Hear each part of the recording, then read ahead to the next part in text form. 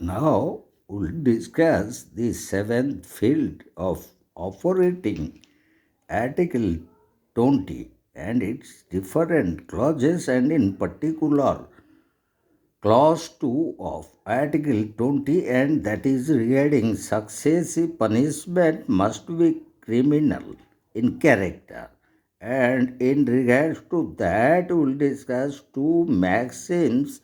One is utter force acquit, and the second one utter force convict.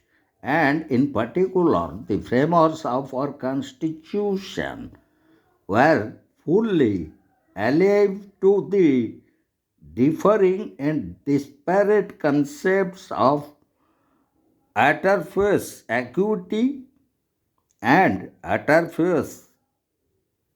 convict, and consciously choose to circumscribe the doctrine of double jeopardy only to prosecution culminating in a conviction.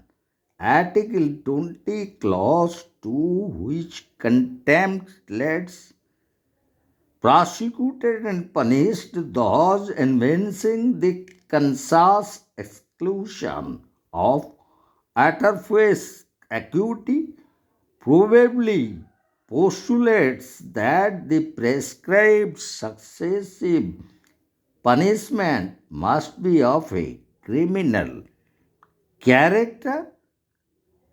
It irresistibly follows that departmental or disciplinary proceedings, even if punitive in amplitude, would not be outlawed by Article 2, Clause 20 of Clause 2 of the Constitution, as it was decided in this very important leading case, Union of India versus Purushottam, in 2015 by our Supreme Court.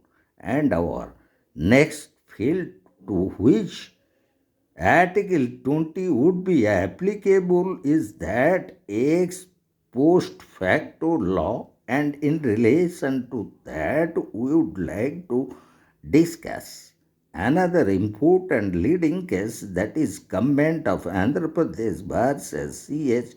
Gandhi in 2013. Supreme Court expressed that if an ex post facto law is ameliorative, it may be retrospective, as it was pronounced by our apex court in this very important leading case, Government of Andhra Pradesh versus C.H. Gandhi in 2013. And our next one is the application of Article 20 as regarding to clause 3 of Article 20. It is regarding compulsion to be witness, and in connection to that, we would like to discuss one important leading case, that is Selby versus State of Karnataka, and it was a case of 2010 decided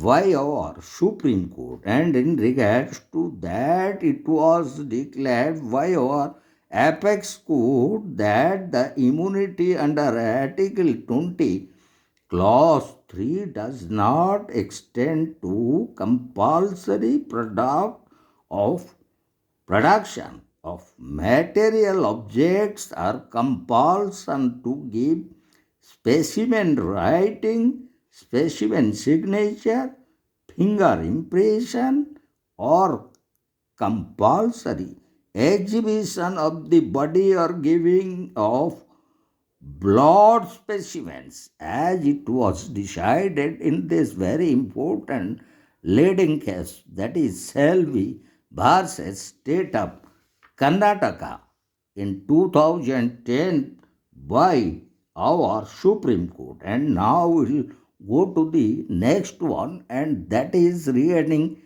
testimonial compulsion for the accused, and regarding that we will discuss another leading case, that is Charoria versus State of Maharashtra. In 1988, the Supreme Court declared that the protection against compulsion to be a witness is confined to persons accused of an offense.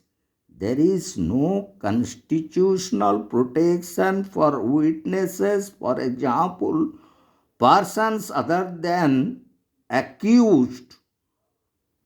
However, the Indian Evidence Act 1872 in section 132 and section 148 confers a limited protection against self incrimination to witness in civil and criminal courts, as it was declared in this very important leading case, Cheroria versus State of Maharashtra, in 1988 by our Supreme Court. And now we will go to another area regarding the very application and standing of Article 20, and that is relating to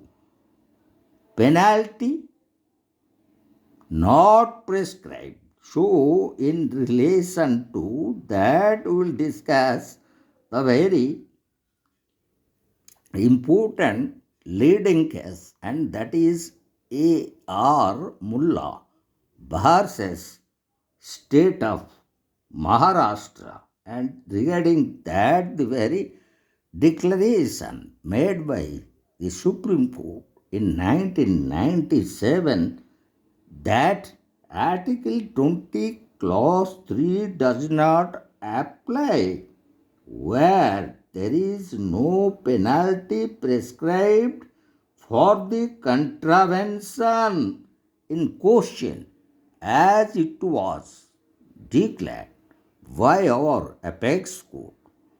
In this very leading case, A.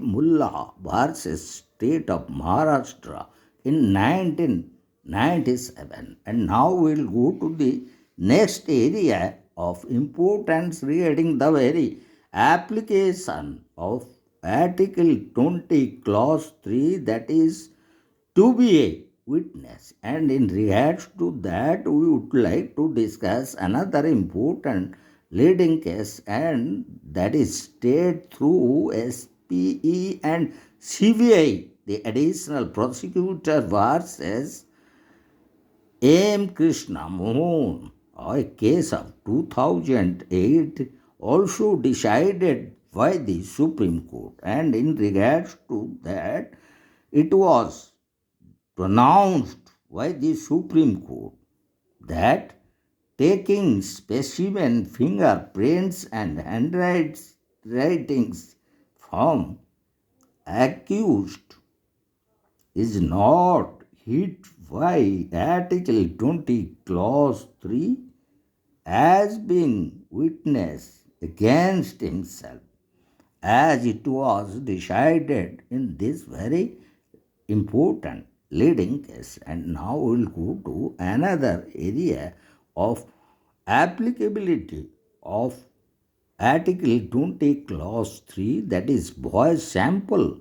And regarding that, we will discuss one important leading case, that is Ritesh Sinha versus State of Uttar Pradesh, a case of 2013 decided by the Supreme Court. And in this particular leading case, our apex court or Supreme Court pronounced that if an accused person is directed to give his voice sample during the cause of investigation of an offense, there is no violation of his right under Article 20 Clause 3 of the Constitution, as it was decided in this very important leading case.